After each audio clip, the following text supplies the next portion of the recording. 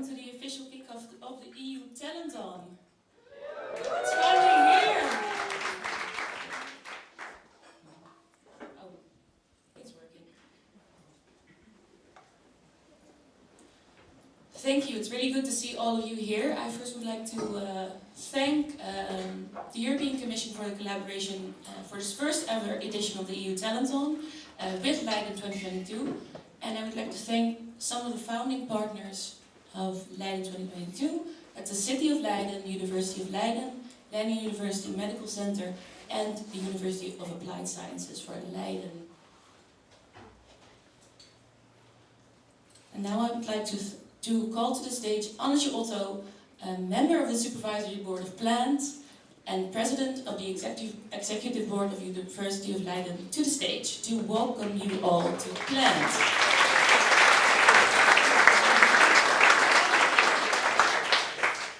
I must say, it's incredible to see you all here. It's amazing, all those talents across Europe. And I must say that we are very, very proud to welcome you here and to have you all here at a beautiful location of Plant. And of course the whole team who have been made this possible. It's the European City of Science, the European Commission, all the initiatives, the team of the European City of Science, of course you all. Thank you so much. But of course, thank you to all of you that you had the courage and the energy to apply and to be selected to come to this first ever EU TalentOn. So we are proud as Leiden University, but of course with all the partners here at European City of Science. And looking at you, the hope of the future is sitting in front of me. It's hope because of all the challenges we have and all the talents we have to bring it together and see whether we can beat the challenges and find solutions. So the coming days for you will be really challenging. I understand from the team who is supporting you that it will be quite a lot, but I have all the confidence that you will make it. So we saw already the little movie with the 5 missions, the 5 challenges, and at Leiden University we really support that type of mission approach. So I think universities, but also of course the University of Applied Scientists, but also society in general, we have the responsibility to work on those missions, to see whether we can find solutions. And I think with all the talents and the scientists here, maybe we can make it a step further. Yes, and the support of the Year of Youth by the European Commission. And I think it's an excellent theme that it is chosen to be as one of the important years today and this year. But also for the European City of Science, for Leiden as a city. I think if you walk around in Leiden and feel the vibrance of what we are doing actually here, with the city together with all the institutions that we really want to make it work. Work in Europe, let's the world see what we can do in Europe, and especially as cities are very important agents to make the change needed. And I really hope that throughout the missions you will be working on, you find some inspiration here in the town. But also enjoy, and not only working, enjoy also what we are offering you. Because we need a transformation through research and innovation, and transformation for a greener, healthier and more resilient society.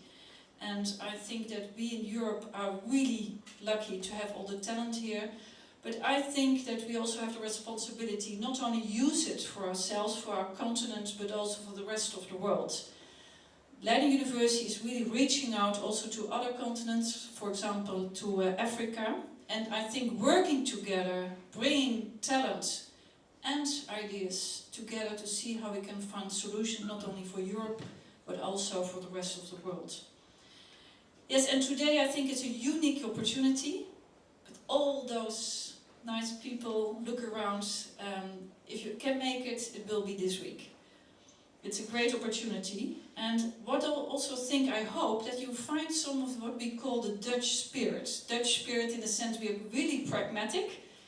We would like to find solutions, but working together in a team. And I hope we can bring that across to you here at the plant facility. That's the way we're doing it here. We like to support young bright minds. If you walk around here in the building, you will see how we do that. I think that the drive we have here at Plant, but also at the university, shows that we want to support creativity. We do that through students, startups, but also in cooperation with stakeholders across the city, but also here in the region, so to say. And that's what we see when we think, when worlds meet, we can find those challenges, solutions to the challenges, but also how the growth can follow. Yeah, to close off, I think you understand that I think that there is a responsibility for universities to work on that, to make a bigger impact. And I think the impact is obvious when I look at all of you. So I wish you all the luck, find nice solutions, and we will hear more about you in the coming days. So thank you very much. Thank you so much, Angela. And now I would like to ask Leiden2022 to the stage from the European Commission.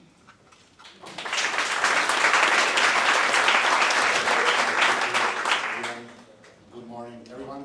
On behalf of myself and my colleagues from the European Commission, it's a pleasure to be here with you today, to be in this building, Plant, that really radiates entrepreneurship and everything that young minds can deliver. And it has also, of course, been a pleasure to work together with the Leiden2022 team throughout the process, which already started a couple of years ago, from a mere idea of let's have kind of a competition for early career researchers from 20 to 35. So it's really great to see that how eventually this has materialized. In EU, we are very good at doing research. Unfortunately, what we can do a little bit better is actually transforming our research results into innovation, into value for society. And this is not just for the sake of remaining competitive on the global scale, and it should not only be expressed in GDP and economic terms, but it's much more of a necessity. Because from the EU side, on one hand, we're talking about remaining competitive on the global scale, but also it's also about transforming our societies to sustainable and resilient societies. And I think it's clear why we need to do that. Just imagine what will happen if we don't manage to transform our societies into sustainable and resilient societies on mid-term and especially long-term. And in order to achieve all these transformations, which are quite ambitious, we rely in large part on a very strategic category of people, or researchers, basically you. Now it would be quite easy to say that we have collected 104 young bright minds across Europe here into Leiden. Here are the main societal challenges of our generation. Please solve it. And if you can, by Saturday. So, of course, there must be some nuances. First of all, while we put research and innovation at the center, it should not be seen in isolation. Just think of the COVID. We were so happy when the first vaccine passed the clinical trial. But yet it took quite some time to get that vaccine in mass production into everybody's arms, which again emphasizes the complexity of the entire chains and the entire ecosystem. So it's not just about pure research innovation alone. Nevertheless, as researchers, you're key actors. You also have to think how will the research you're working on, how will your ideas eventually impact, and how it will be actually brought to the society itself. So also keep this in mind when you're working on your ideas. Second thing is, it is also what has been highlighted in the previous talk by Anna, is that this is a shared responsibility, and she has highlighted the role of universities in all of this. Of course, you are at the forefront of this, but actually, if we want to make progress on this, we will have to make a lot of progress on different levels, on the EU level, on the level of member states, on local level, on the level of each institution, but also on the level of each individual. And on the EU level, more specifically the European Commission, and more specifically more in the Director General for Research and Innovation, we are aware that transforming ideas into value is extremely difficult. job. It requires endless effort and a lot of support from left and right. And that's why from the European Commission side, we have launched quite an amount of initiatives over the last decades that support young researchers, young and old researchers with good ideas to actually bring these, to actually transform this into societal values.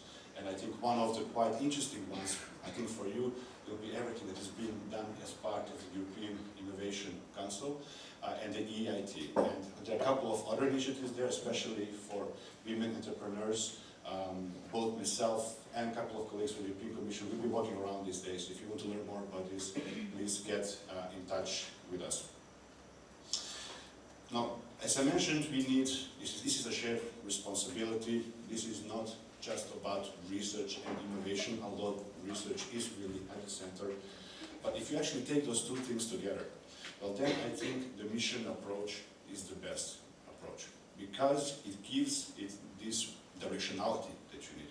That is a huge problem. You cannot tackle it in isolation. You cannot tackle it within country borders. Simply they're not financial and human resources to do so. So we definitely need some kind of goal that across the countries, across disciplines, across sectors, we will all work together towards. And so these 5 missions give us kind of a direction we want to go to. Now it doesn't only determine what we want to do, it will actually also impact how you do things, how you form things, how you collaborate. And first thing that should be extremely visible, especially if you look in your team, that this is very international.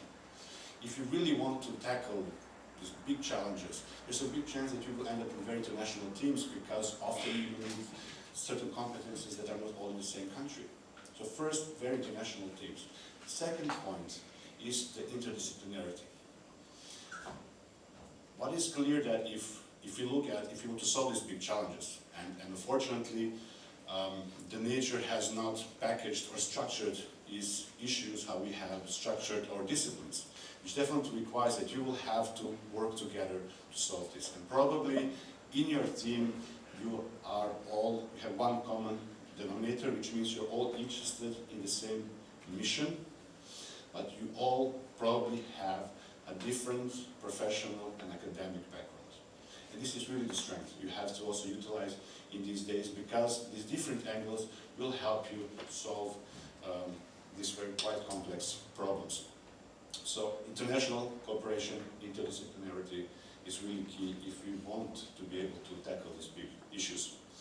And I just want to close with a couple of closing remarks. First of all, this is called EU TalentOn. It's not EU Missions Hackathon. And why we actually wanted to make this quite a bit more specific, while the hackathon element will still be there, you will be judged on your ideas on Saturday. There's going to be a jury that's going to scrutinize your ideas. But what we also want to see throughout these days is that you make a lot of self-development, a lot of progress. Because some of you might eventually win a prize, but the best thing what you actually would like to see is that you make a lot of progress with self-development, and that you actually acquire new skills and competences which might be useful to perhaps, if you want to push your current idea to the next level, but actually that will hopefully be relevant for the rest of your professional careers, and to actually result in much more ideas being just poured into value. And this angle of, it's not just a hackathon, we also want to have this clear emphasis on this personal development of each of you. I think it's also very well reflected in how the prizes are structured. It is not one prize for the best team that takes it all. I think there are quite some prizes, so they are going to be, and I think you already probably saw this on the website. It's going to be one winner per mission arena. So the first prize per each mission will receive a prize of 8,000 euros. Among these first places, there's going to be additional 8,000 euros. So there's one team that's actually going to win twice 8,000 euros. Second prize is 4,000 euros per mission arena, and third prize, with the exception of the soil mission, which only has 4 teams. The third team is in the soil.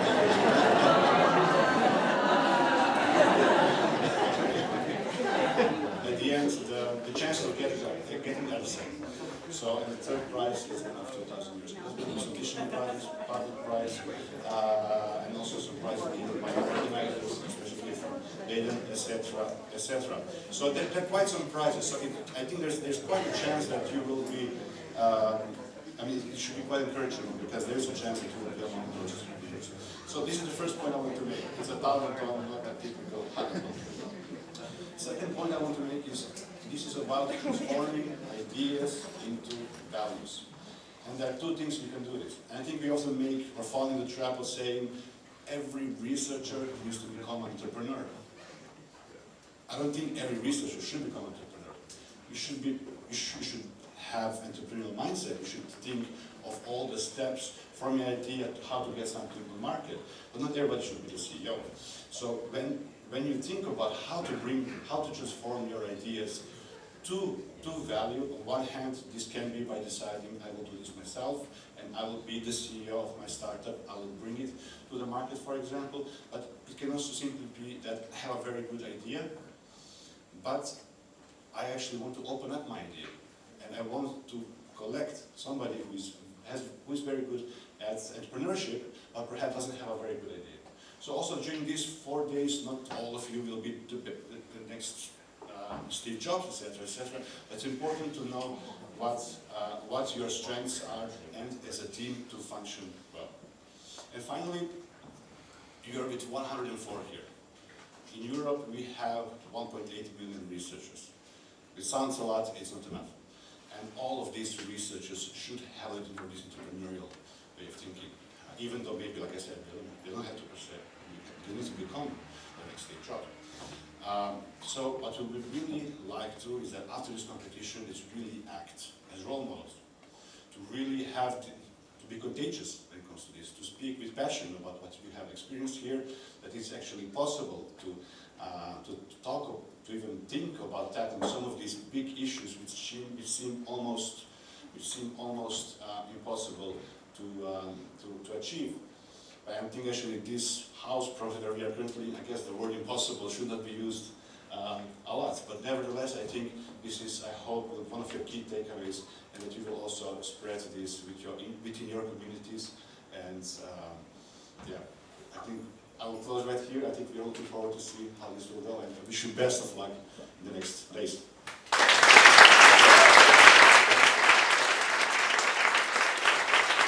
Thank you, Slaven. And then I think it's time to start. Henrik, it's your turn. Good morning, everybody. Well, you guys ready to go on a mission? Yes, to change the world? You are the superheroes who made it through the hard selection process. We had close to 800 applicants, and you're the top of the top. And we are very excited to see what you can come up with over the next couple of days. So here at the EU TalentOn, you'll be working in your teams to address these very big billion-person problems. The world needs your innovative solutions, and it's our job to sort of guide you through this process as efficiently as possible. We only have 3-4 days together. As we talked about last night, the plant stays open until 3 a.m. So it's up to you how many hours you want to put into this, but it's also not just about putting in the hours, it's about being as efficient with your time as possible. So we have amazing experts, we have amazing buddies, we have amazing staff and support people to help guide you through this process. So whenever you need extra support, reach out and we'll try to connect you with the right people who can help you get there as quickly as possible. So this morning I want to talk a little bit about the process. I also want to talk a little bit about the entrepreneurial mindset that Slaven mentioned and what entrepreneurs do and how we do it. Not that you all have to start a new tech business. The outcome of the TalentOn can have many different shapes and forms, but I'm sort of brought in as this entrepreneurial dude who will share some of the best practices from the startup world because it really applies in all industries. But some of you have been talking around the corners and someone was like, who's this dude with the weird accent? So I think it might also make sense to just very briefly introduce myself.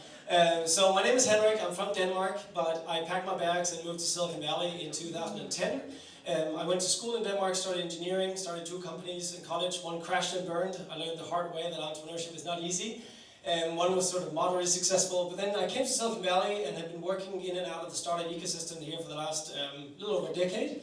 Working now today as a VC investor, investing in early stage companies, but my real passion is working with people like you. So I've had the privilege of working with young entrepreneurs, future entrepreneurs and innovators in about 25 countries around the world.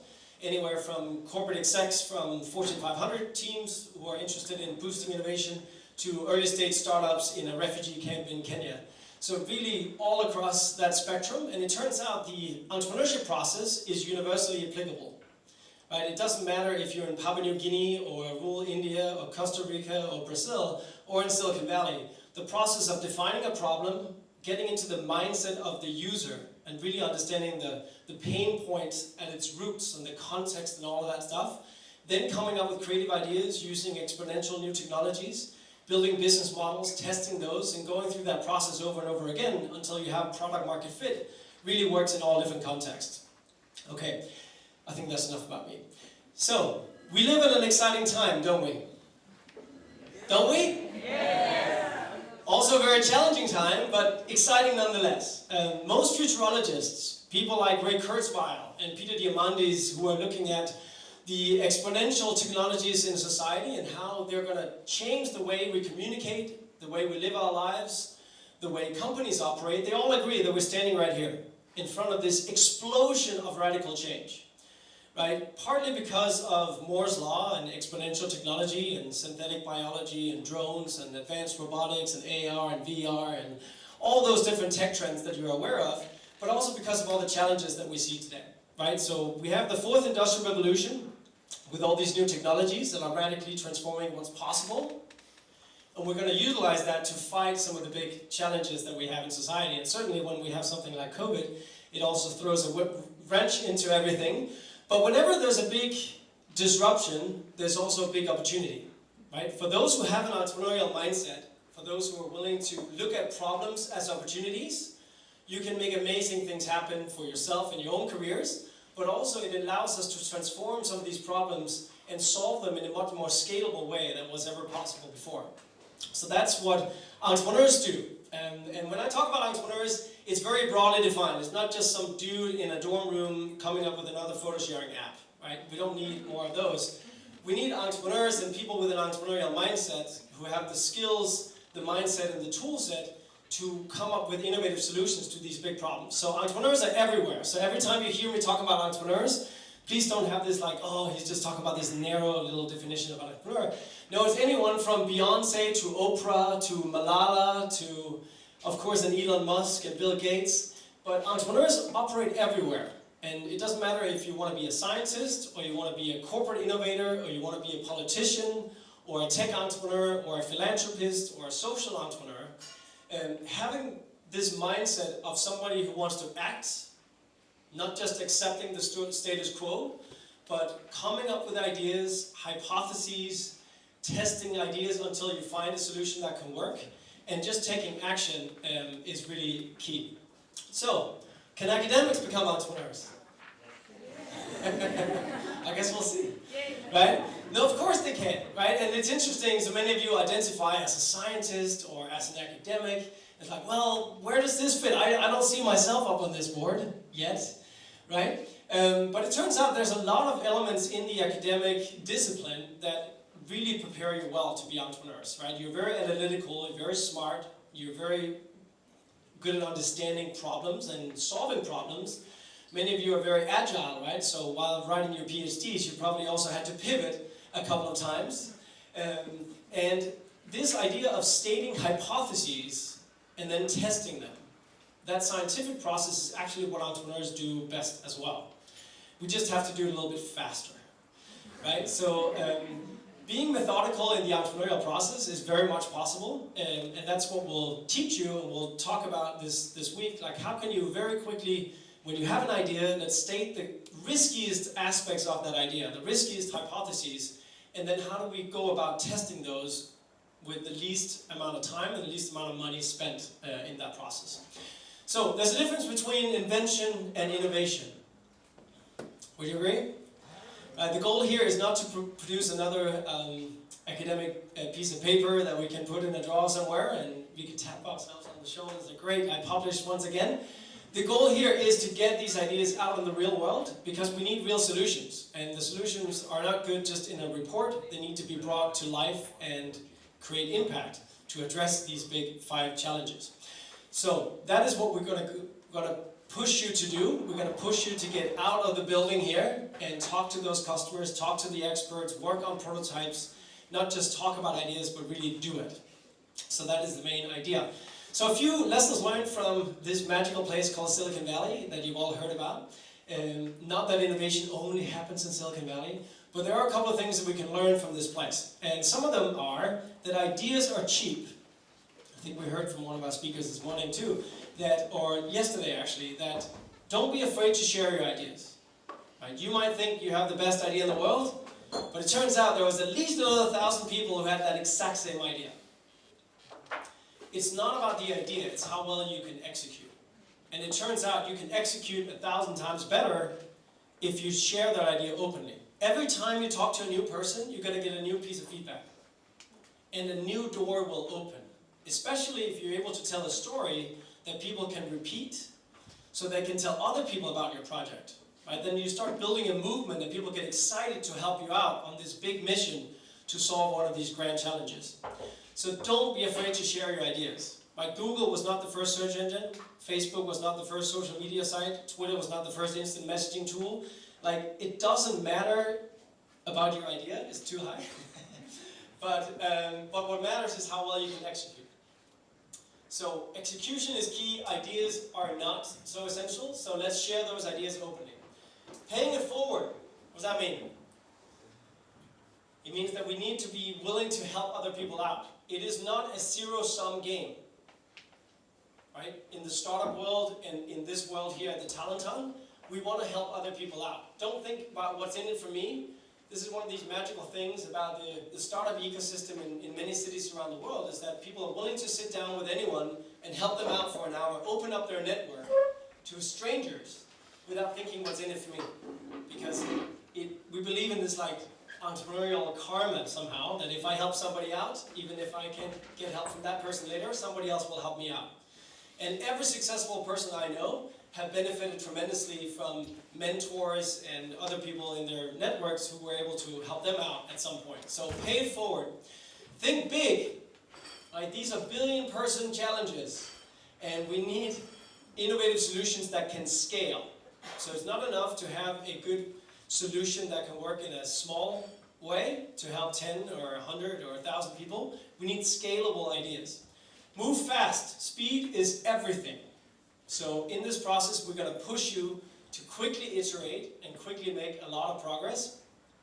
And sort of along the lines of ideas are cheap, right? Make sure you share your ideas with everyone, or at least a lot of people, and then build connections in this room to the experts, to each other. If there's one thing I've learned in Silicon Valley and throughout my career, is that your network is your net worth. It's not about what you know or what you can do, it's as much about who you know and who can help you get there. So look at your network and treat it with a lot of respect and care. So you're building out that network. Make sure to link up with everyone throughout the week. Okay, so let's talk a little bit about what this process is going to look like. So most people look at successful inventors, entrepreneurs, or innovators, and in hindsight it always looks like a straightforward path, but that's pretty much never the case. So let's see here what the entrepreneurial journey you're about to go on will actually look like. This is a graph I borrowed from Paul Graham. Paul Graham, have you heard of him? A few people. He started an organization called Y Combinator. Y Combinator was the original startup accelerator. So a 3-month intensive program where you can apply with your innovative idea, and then you can work for 3 months, living under your desk, eating oatmeal and ramen, and working like 18 hours a day to try to find product market fit and build an amazing startup. Right? So Airbnb, Dropbox, and about 2,000 other companies have gone through this. Anyway, so he looks at happiness on the y-axis and time on the x-axis. And this is just to set your expectation, because as I mentioned yesterday, there will be hard times over the next sort of 4 days. What happens to your happiness level the day you decide to start a business, you think? you get happy, right? Everyone's like, congratulations, you're following your passion, you're changing the world. Very exciting, right? And then what happens pretty much inevitably on day 2? What do you think? Huh? Yes. You realize that, oh no, this is going to be way harder than we expected. Nobody cares about my stupid idea. Nobody wants to work with me. It's going to be way more expensive to build the solution. And now, ladies and gentlemen, you enter what we call the trough of sorrow. Yeah. And in this trough of sorrow, this is what you're going to experience all afternoon today and most of tomorrow. It's exciting. You are desperately trying to figure out what can you build that will solve the problem for the people you're trying to help. Okay? So you're running tons of experiments, and speed is everything here. What is the fastest and easiest and cheapest way you can test the riskiest aspect in your business model, right, of your idea? Most startups die in this process, right? The co-founders start fighting. It's actually very common reason. It's not because the product couldn't get built. It's either because they couldn't solve a real problem, or the co-founders ended up breaking up. So we're not going to do that. We're going to run experiments, we're going to communicate in a good way, and all of you will eventually find something that starts working. So we power through this trough of sorrow. However, the thing that starts working is usually something else than what you expected it to be. Right? YouTube was a dating platform, but then they found out, oh, we can share videos. Instagram had a bunch of different features, but the one thing people cared about was these like image filters, and then they just honed in on that, right? Twitter started as a podcasting tool, right? So you find something that's working, and then you hone in on that, and you narrow your focus. Less is more, and just focus on that one feature that can solve this one problem for this one group of people. We can always scale it up later. And once you find product market fit, everything changes. And now you can start focusing on marketing and sales and scaling things up, and everything changes because now the investors are coming to you. It's like, please take my money because I want to be part of this exciting journey. It's like, no, I'm already oversubscribed. I've got all these grants from the EU Commission, and I'm already set. Okay, so we're going to learn a lot of different exciting things throughout the next 4 days. Make sure to network and have fun and learn some new skills. And of course, focus on creating some amazing projects. There are some great prizes on the line, but of course, you're already winners just by being here. And the real winners will be those who take those ideas and actually bring them into reality and make real solutions out there. Okay, that's what I had sort of as inspiration for this morning. So, agenda? Yes? Okay. I went through this yesterday briefly. But today, what you can expect us to dive into here in a few moments is our first workshop session where you get to work in your mission arenas with your team, and the focus will be on defining the problem you want to solve. So we kick off with a bit of a brainstorming exercise where you can map out all the different problems you'll be interested in solving, and then as a team you select the top problems you want to solve and ultimately pick one of those that you really want to focus on. Then we'll have a talk by a mission or different experts in the mission arenas, some or all of them.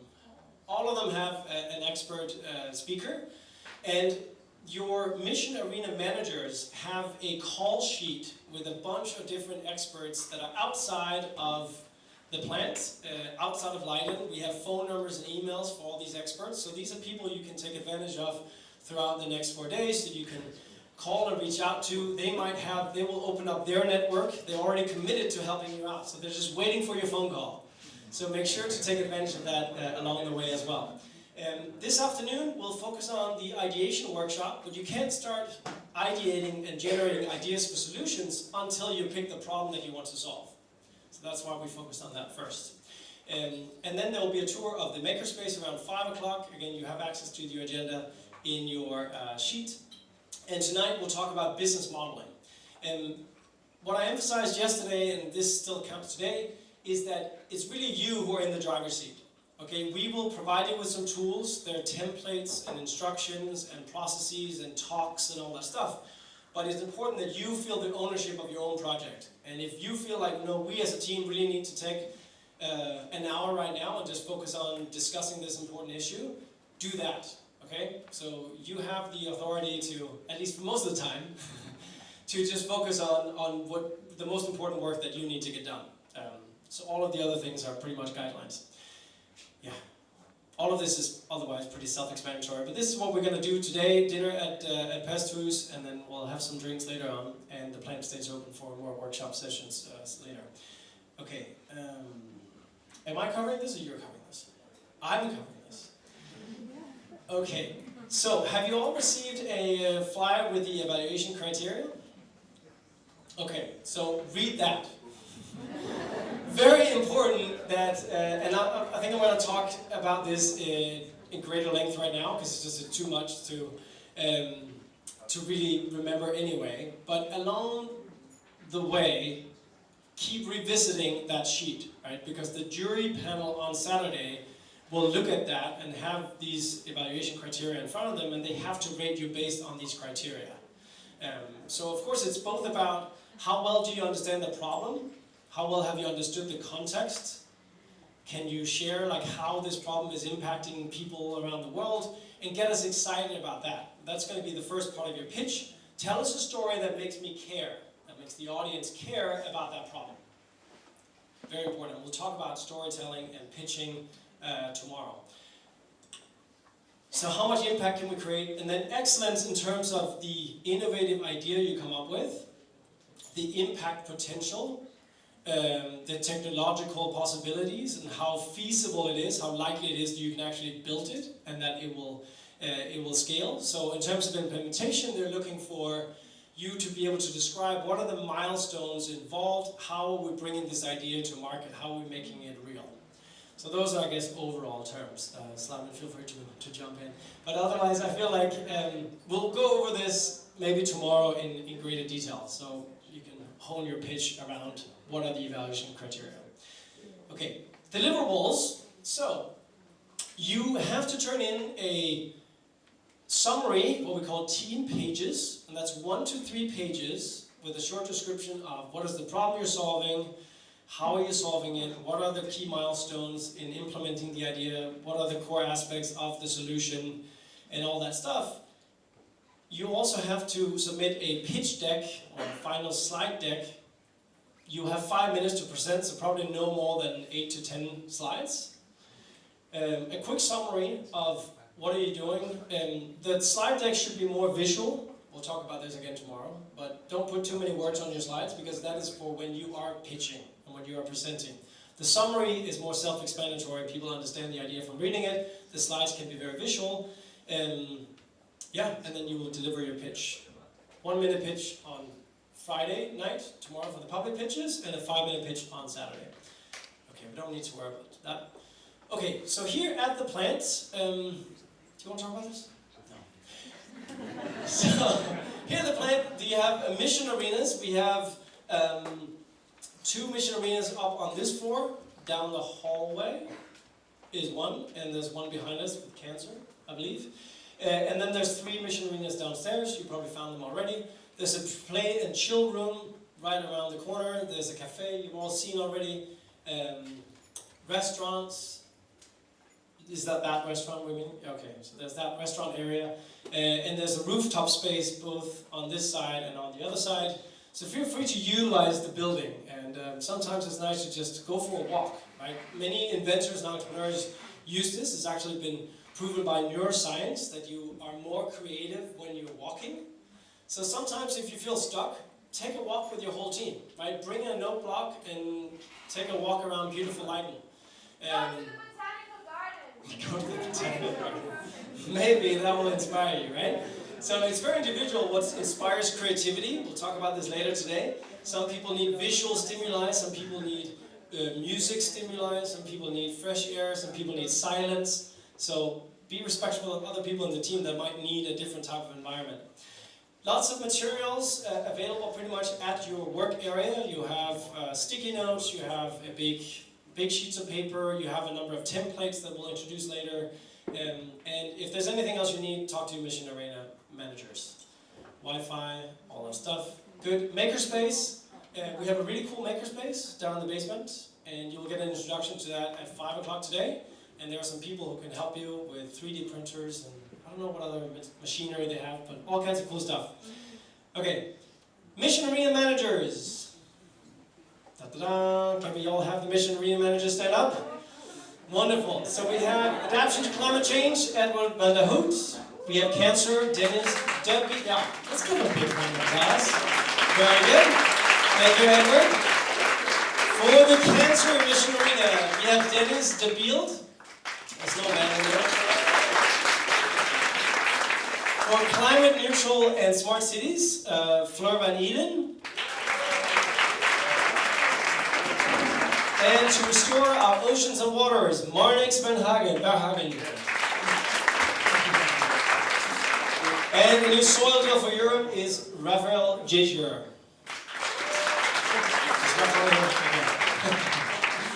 Good. So, we are now going into our first session, and it's important that we understand the problem we want to solve before we start coming up with solutions. So, you are not allowed to come up with ideas yet. Yes, of course. If you have ideas, write them on a sticky note and save them for the afternoon. Because first, we need to make sure that you as a team have aligned yourselves around one specific problem. Famously quoted by Einstein, if I had an hour to save the world, I'd spend 55 minutes defining the problem and 5 minutes coming up with the solution. Maybe we should do more of a 45-15 split. Do you think? Maybe we need a bit more time. But the point is the same. Fall in love with your problem. Right? Good entrepreneurs fall in love with a problem more than anything else, because then you're willing to pivot. You're willing to change direction because the goal is to solve this problem. If you fall in love with your first idea, there's a very high risk of just keep going with that idea, not listening to anyone until you run into a wall or you run out of money or your co-founders knock you down. Right? You need to be able to fall in love with the problem first and then explore many solutions before you find the best one. So what we're going to do in this session is these 5 steps. First, you can discuss all the different problems that you've talked about in your team. This slide will also be in your mission arena. So, brainstorming, write down on sticky notes ideally, up on a wall, or sitting down, whatever you prefer, what are all the different problems. And then you select one key problem that you want to focus on, and then you try to say, okay, well that's great, let's try to narrow the focus. Less is more, and I can't emphasize this enough, less is more. Be very, very specific to begin with. One super well-defined customer segment, one super well-defined solution. We can always scale up and broaden the scope later on. Then you create a user persona, and I'll describe what that is in a minute. And then ultimately the output is that you find your problem statement. A single sentence summarizing how can we help X specific user solve X specific problem. So, we have a couple of templates. I'm not sure why the projector is showing yellow. A couple of different templates that can support you in this process. The first one is to help you define what you want to work on as a team. So on the left-hand side quadrant here, you can map out all the different problems that you talked about. So let's say, for example, we are in the climate neutral and smart cities, and you talk about, well, pollution in cities, or garbage handling, air quality, or transportation. So that, well, we as a team are really passionate about this topic of air quality, sorry. So we end up defining lack of awareness of air quality in cities, for example. Okay, who's affected by that? Who are the different users? Well, it could be kids in schools in the city, or companies might have an interest in this, or maybe the government, or business professionals. And say, okay, great, let's take professionals and adults who bike to work. Let's say that was an example, right? So now we've narrowed our focus from climate neutral and smart cities to air quality, to awareness of air quality in cities, to helping those who bike to work and are interested in making sure they actually, the air they inhale on their way to work is of good quality. And then you might end up coming up with something like this. A friend of mine from Paris runs a company called Plume Labs, where they have a portable little sensor. This is something you can click onto your backpack, and then it will track the air quality on your way to work, and you can optimize for a route that has cleaner air. And over time, you start having big data on all the different routes, and you can buy a house in the place where they have clean air, and all these types of things. Right, so, after, yeah, it's a cool idea. After you picked your problem and your overall customer segment, we want to take one step deeper, dive a little deeper into this. So here's a template where you can define this customer persona. Try to add as many details as possible. It's actually helpful to come up with a name for your ideal customers. Like, no, this is Leonard, or this is Sophia, or this is Henrik, and he lives in XYZ place. Try to be specific. Is it urban or rural? What is the age group you're targeting? What is the income level, the education level? Do they live alone, or do they live with family members? Try to describe the scenario in which people are affected by this problem. So show me a day in the life of the user. How is this problem impacting their lives? Really get into the mindset of that user. Throughout the next couple of days, try to visit those users if possible. Right? Try to talk to them. Understand as much as possible in this context. Competitive landscape means, what are the existing solutions out there and why do they suck? Right? Why are there not adequate amount of solutions that solves this problem in a good enough way? Right? But there's always competition. I don't want you standing on Saturday saying, oh, so what is the competition? Oh, we don't have any competition. Right? There's always competition. The biggest competition to you is just status quo. Right? What people are doing today. Maybe that's nothing, maybe that's something. But there's always competition. At the bottom left quadrant here, there is a model called TAM, SAM, SUM. You can't predict revenue because you don't know how you're solving the problem yet, but you can start in the back of a napkin, try to calculate what is the total available market. So how many people are impacted by this problem in the world today? Try to quantify this. Like, how many people are impacted by this? Serviceable available market, or serviceable addressable market, are the people you can realistically reach. Again, it kind of depends on your solution, but you can start thinking through, okay, who do we want to go after? And your target market is the early adopters, the first market you're going to go after. So having this breakdown makes us understand, from a jury perspective or from an investor perspective, that you've done your homework, and again, you have your milestones mapped out.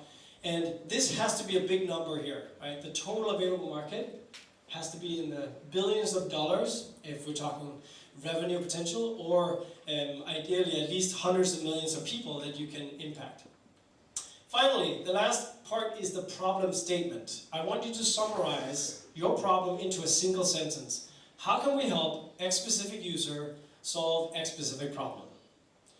And depending on your solution, it might look a little bit differently, but I want it to be stated in this format because that is going to be the starting point for our ideation session. So it's important that it ends with a question mark and it's like a question, how might we solve?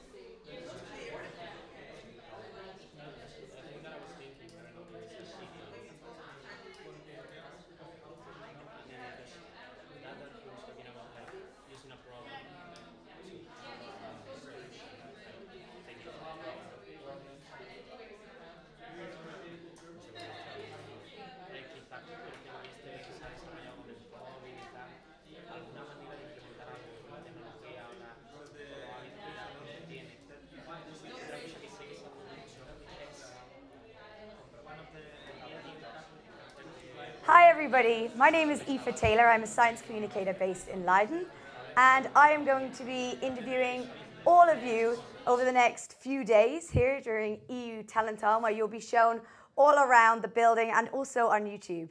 And starting off our interviews, I'm very excited and very honored to be talking to our first interviewee, Jeroen Straathoff. Welcome, Jeroen. Thank you for joining us. Good to be here. So Jeroen is a Dutch track cyclist and also a speed skater. And he also holds the unique record for being the only person to ever have competed in 3 different types of Olympic Games, Winter, Summer and Paralympics. Yeah. So what an amazing accomplishment for you. Thank you. And so also Jeroen is the organizer of the Public Pitches and Prizes event that will be hosted at the end of the TalentOn. So Jeroen, you work a lot with talent within sport. How does this then connect and how can it be transferred to talent within science and working towards societal issues like the people that we have joining us today? Yeah, you see that in sports you work with young kids, or even not even young kids, but also upgrowing kids with their talent. And what I find out during my sports career, working on yourself, working with your own goals, in every discipline of our society, we work with talent. And in the sports, usually it's more like on a spotlight. And what we see here also with all those academics from all Europe, they are working on their talent. And it's the challenge for us during these days in the TalentOn that we're try to get their talent onto the spotlight and try that they can grow. And that's what we do in sports. Then we have a competition and they have and then you win and they are on the spotlights. But the travel towards the results, it's more important that you develop talent. Yes. And the talented people, academics, sportsmen, culture, even musicians, even everybody has to work on what's necessary. And hopefully the people here do that as well during the couple days here. Yes, yeah, most definitely. It's like an incubator for talent, and you can really see that the format that we have here is really going to push for this this sort of incubation of talent and working towards being in that spotlight eventually. Yeah. Yeah, we just heard the story of Hendrik Scheel. Yes. And it was really inspiring how he inspired the academics to work on the things they have to work on and keep it small, and then work towards the presentation on Saturday. Yes, yeah, most definitely. And so can you tell us a little bit more about the presentations on Saturday? Yeah, the presentation on Saturday, that's about the grand jury. But we are now working also the first step tomorrow, and that's where I'm in here, like the public pitches. Yes. The public pitches and prizes on Friday evening. It starts at 8 o'clock, just be there. It's a step in between. So we give the teams, the 26 teams, we give the chance of public pitch for 60 seconds.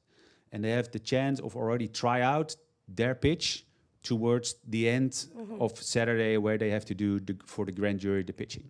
Great.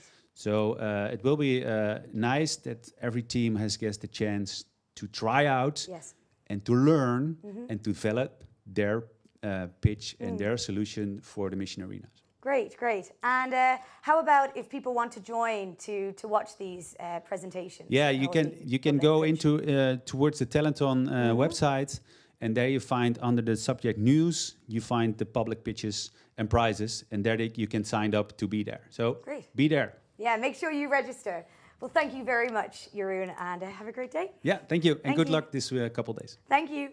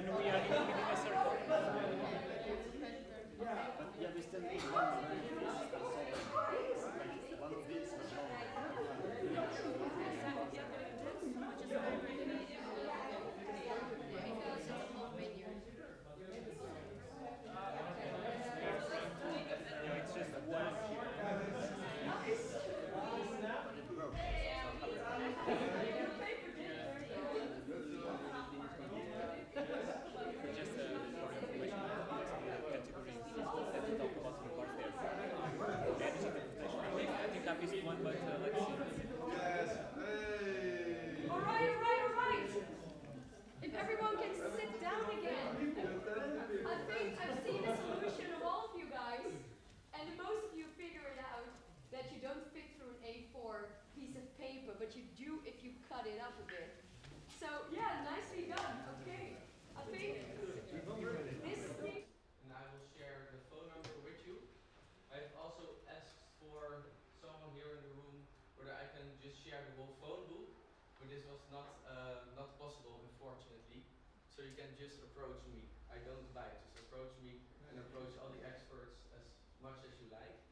They're there for that. So I will also support you with difficulties, also the bodies. So the bodies will also support you and help your way through plant.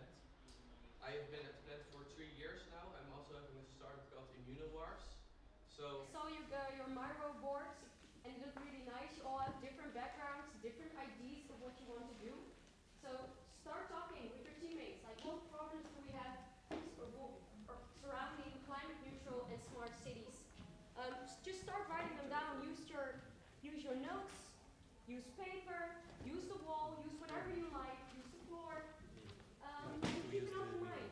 So maybe you have a problem that you're really passionate about, but make sure you're gonna have to compromise in some way. And as a team, start defining a problem which you're all passionate about and which has a big impact. So yeah, I'll give you guys some time and let's go. How much time do we have? Een dame die zei dat ze om 11 iets ging presenteren. 11:30. 11:30. Sorry, ja. time is the first. We started a bit early. So we have until 11.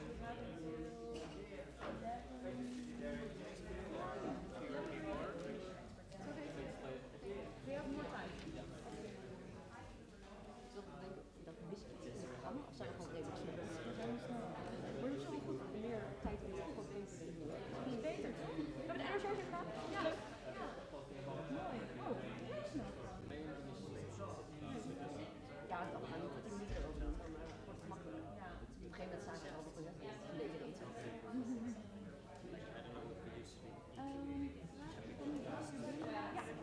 Nou, ik had er binnen gelaten, dus met foto's te maken. Ja. Dus ik zou het volgens mij krijgen iets online, maar dan kunnen ze zo nog wel even, dan hou ik het even eraf en laten we even checken of het werkt. Ja, want ik heb net, nu wordt er een mail naar mij doorgestuurd met alle slides. Uiteindelijk ga ik er weer andere Oh, maar dan moet je dat zo zelf even inzetten. Ja, dat kan ook. Oh.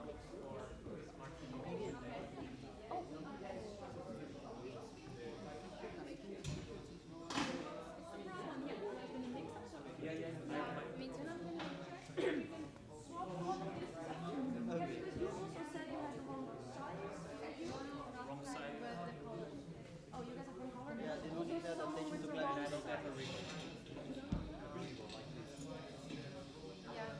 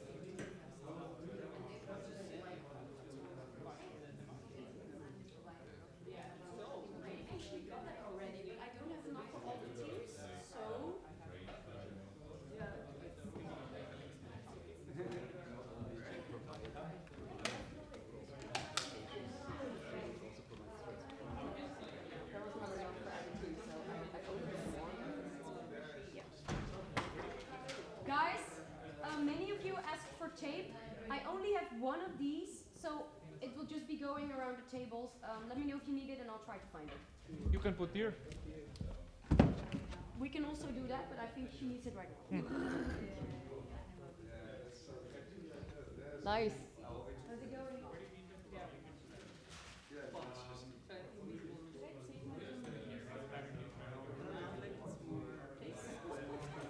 Can I steal this for a minute? This for?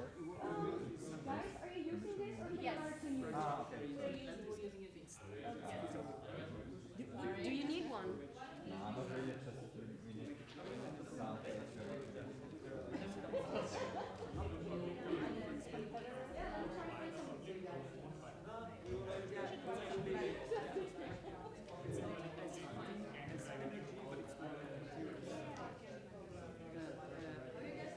So what should we write? I see a lot of discussion, but maybe we should also give it a start, right?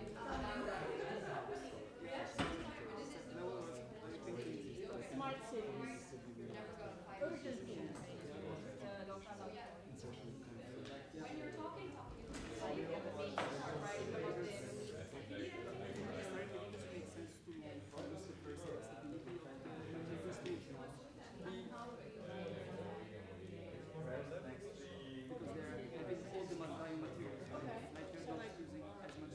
Let's say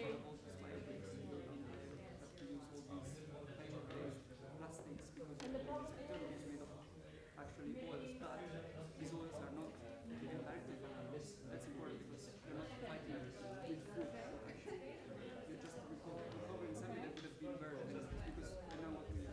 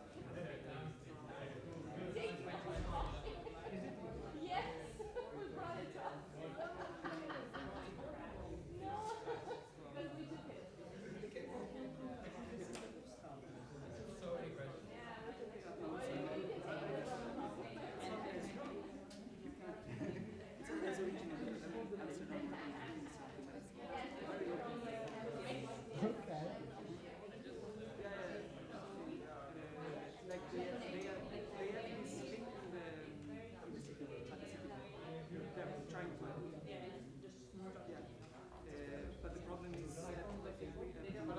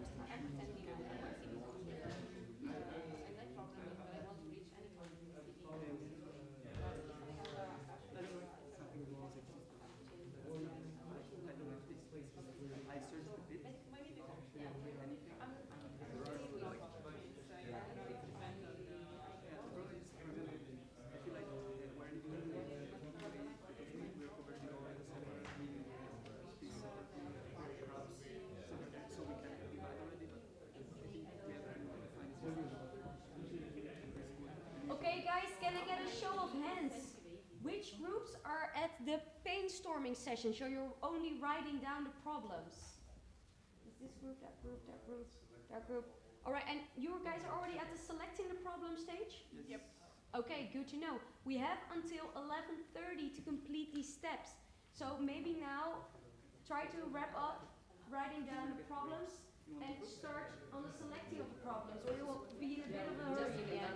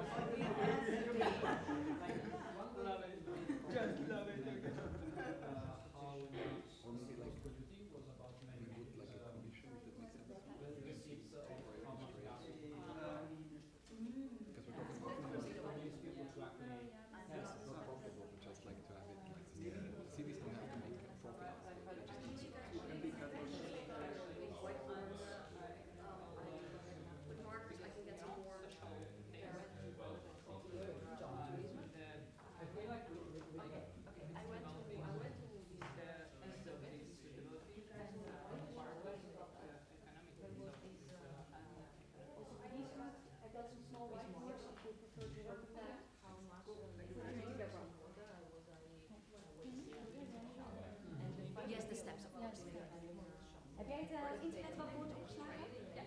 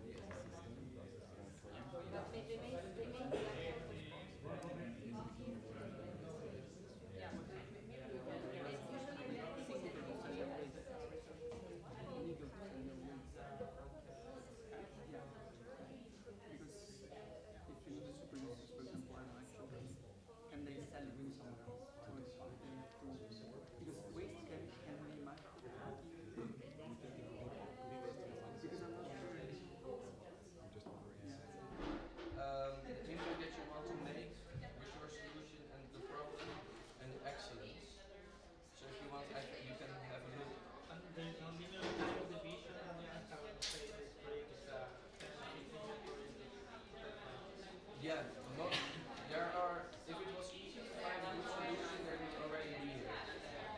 And we will also find a competitive market on the other side, over here.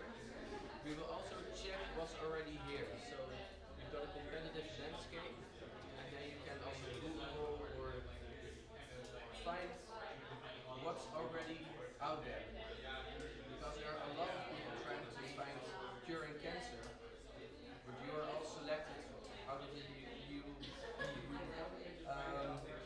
order to find a great solution and a problem. Because if it was already fixed, then yeah.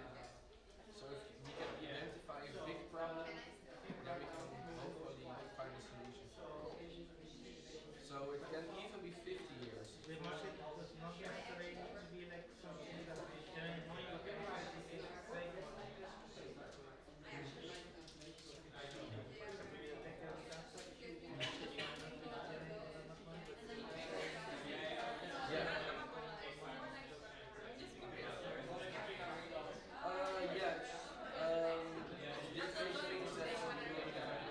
so revenue is not a thing over here. Let's have a look. What's on points? Yeah, impact you want to make, scale up potential.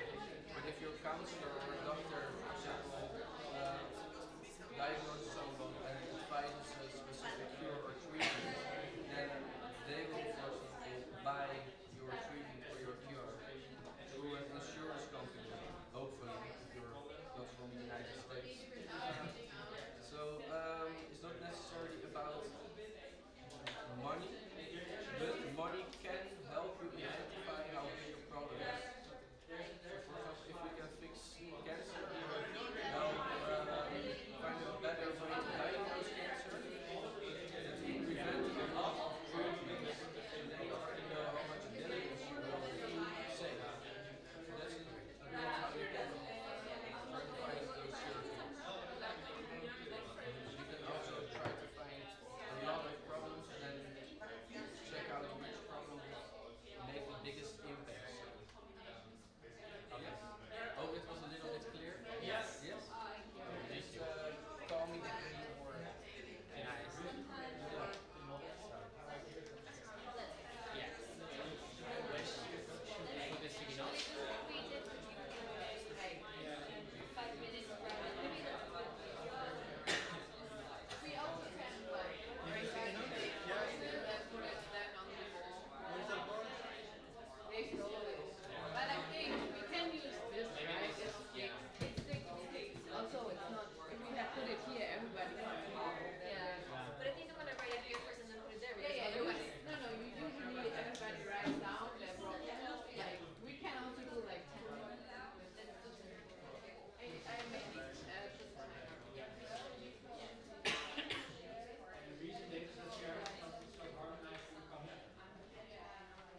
Okay, let's go. For the time of Leiden at 11:20, we will have a short break. And so in 40 minutes and at 11:30 there will be a mission expert talking over here, which knows a lot about these problems